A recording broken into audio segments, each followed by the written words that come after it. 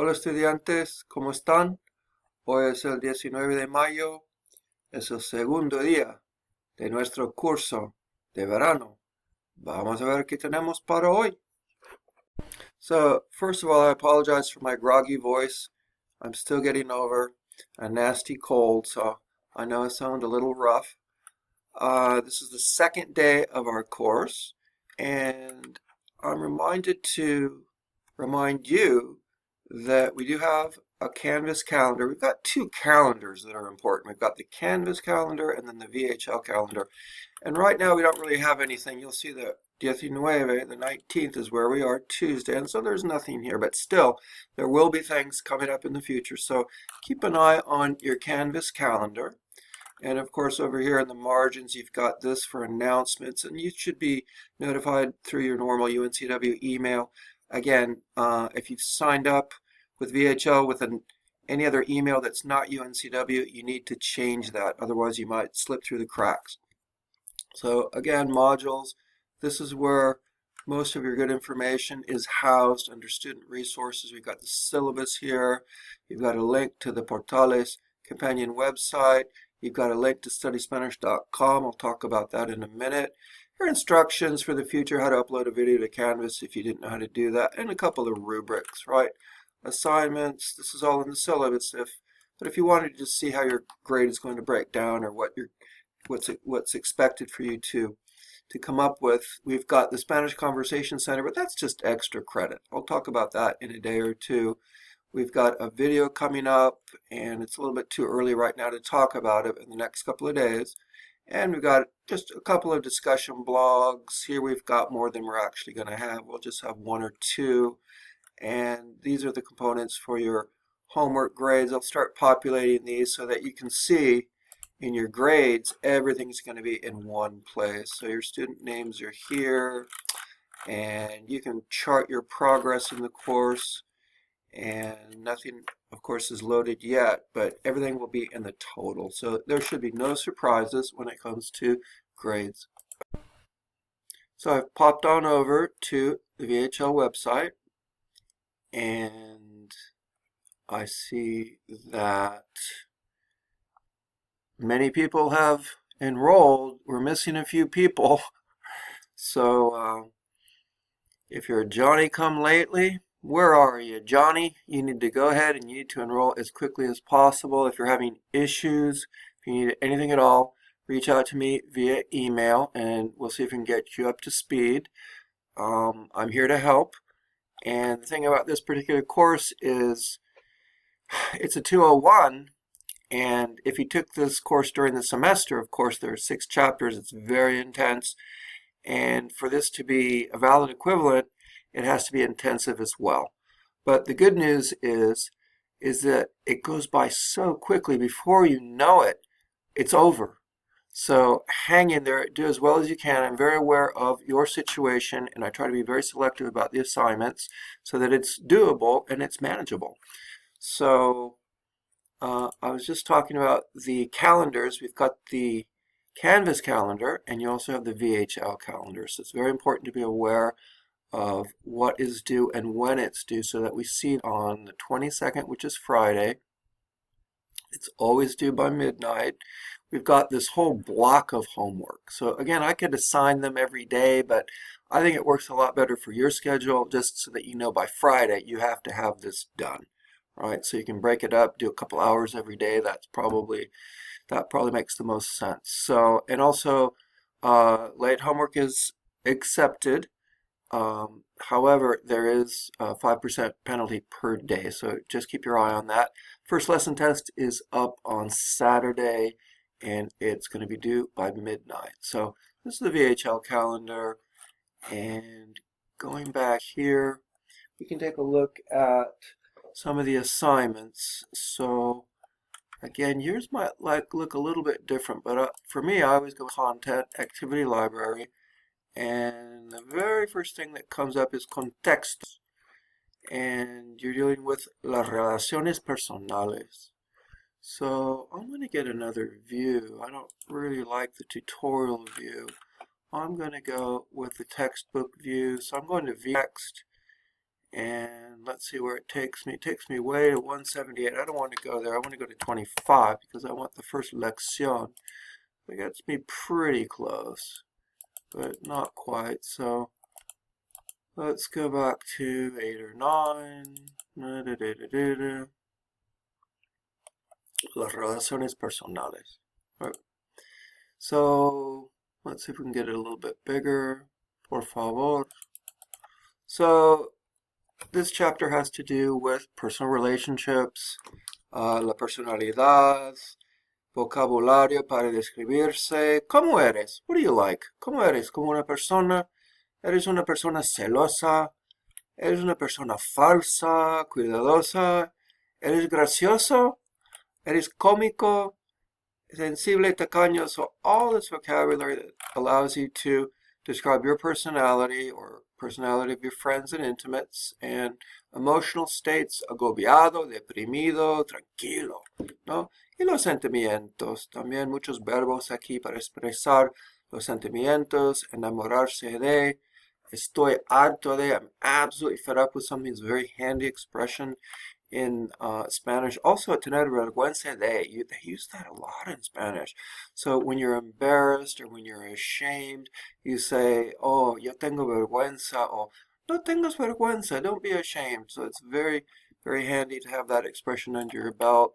And las relaciones personales, here's just some more odds and ends that have to do with personal relationships. So you've already started to tackle these activities, and let's see, let me stop right here for a sec.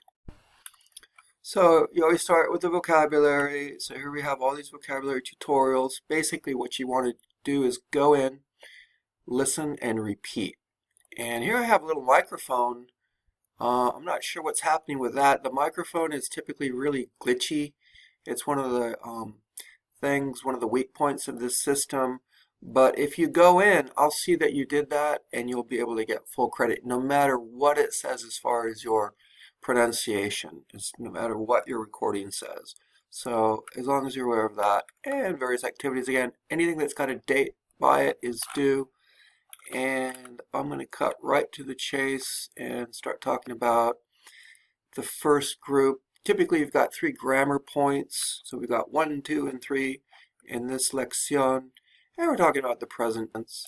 So the main thing to remember about the present tense when it comes to Spanish is you have to be aware of the verb endings. So unlike English, where you don't really have to worry about the verb endings, right? So think about it. If you have a verb like to speak in English, and that to version is what we call the infinitive version. So to speak is the infinitive. The equivalent in Spanish is hablar. And so in Spanish, the infinitive form, which is like the neutral form, it's not the conjugated form, it always ends with an R.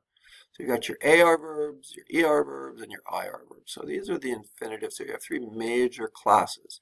So just comparing the Spanish verb to the English verb, hablar, to speak, notice how the infinitive in Spanish is just one word, hablar, right? That's translated in English as to speak. So in English, to convey infinitive, you need 2 words. To, 1 word, speak, a second word, 2 words. Whereas the equivalent in Spanish is just 1 word, hablar. So it's that ending that gets you the infinitive, that AR. Also notice that in English, when we go through the paradigm, which just simply refers to all the different forms of the verb, you say, I speak, you speak, we speak, they speak, y'all speak, they speak. There's no change in the verb form. I mean, maybe you could say he speaks, and you get that little hanging S, but I mean, it's not a big deal. So you don't really have to worry about any sort of verb inflections, verb morphology, verb endings in English, because it's the name or the pronoun that lets you know who's doing the action, right? It's a different story when it comes to Spanish, because you'll see here there are different endings depending on who the subject is, depending on who's doing the action. So if I want to say I speak, I say hablo. And that O immediately communicates the fact that I'm doing the action. You can say yo hablo It's a little redundant though. You don't really need the yo unless you want to emphasize it, because that o ending is already communicating that I'm doing the action. Same story with hablas. Hablas means you're talking, you're speaking. And that's conveyed in the ending. Again, you could say tú hablas for emphasis or to make a comparison, but it's not needed for the communication. Habla is a little bit different because it covers the case of él, he, ella, she, or also usted, which is formal you. So it might be a little bit more ambiguous for this one. You might need to clarify it with a person's name or a pronoun. Nosotros, again, it can only refer to we. Hablamos, we're speaking, we speak. Habláis vosotros, y'all don't need to worry about it, but it's like the form of y'all. And it's used in the peninsula, the Iberian Peninsula in Spain, and it's actually a really cool form. When you go to Spain, you can use it, but we're not going to worry about it here. It's not going to show up in the activities of the tests or anything.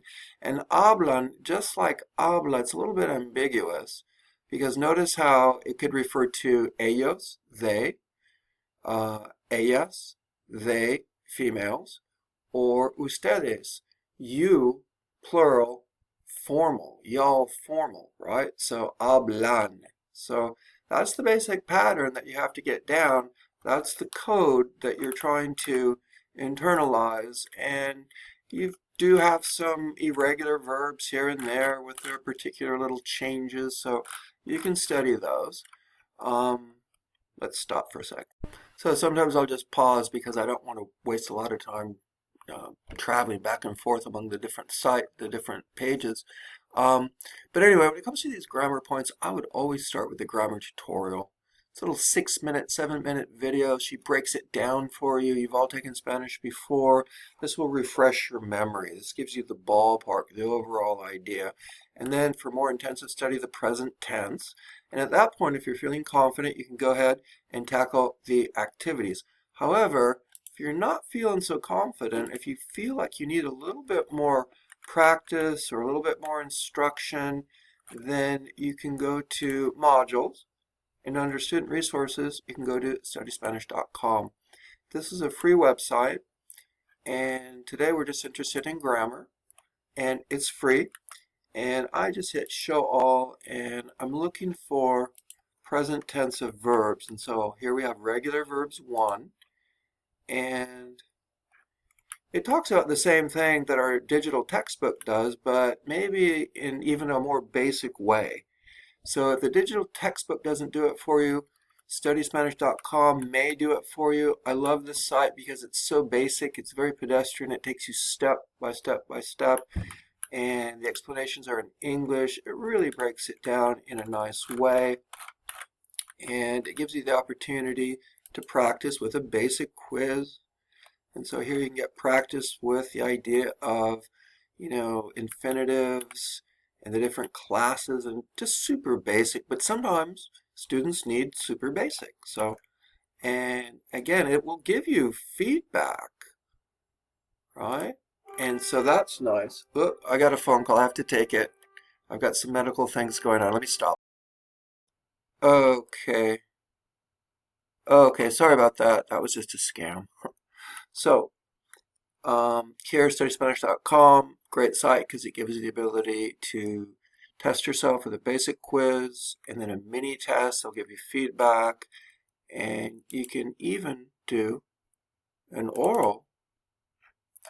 Now, it's taking a long time, but as you can see, click it on. Yo hablo is what you would want. ¿Cómo?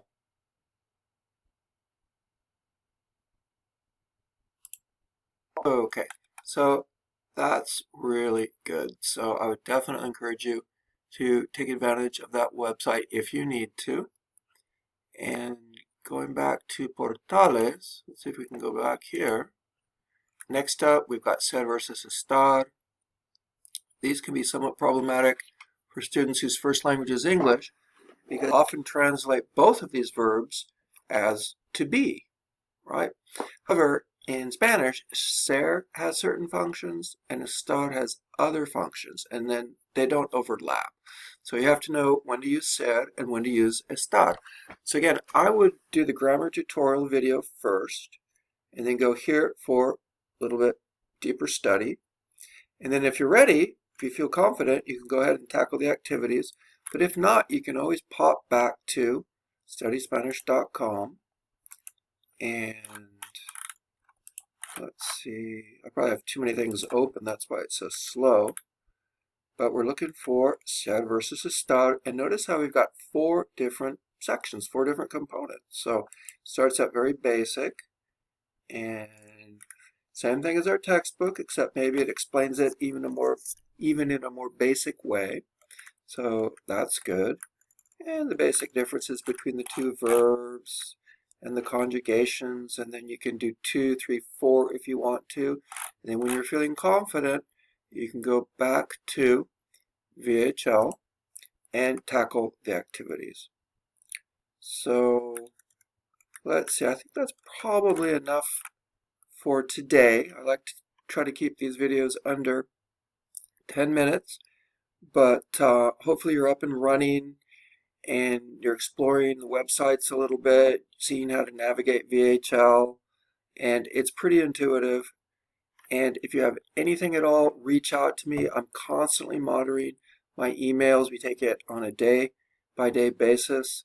So suerte con todo y nos veremos muy pronto. Hasta luego.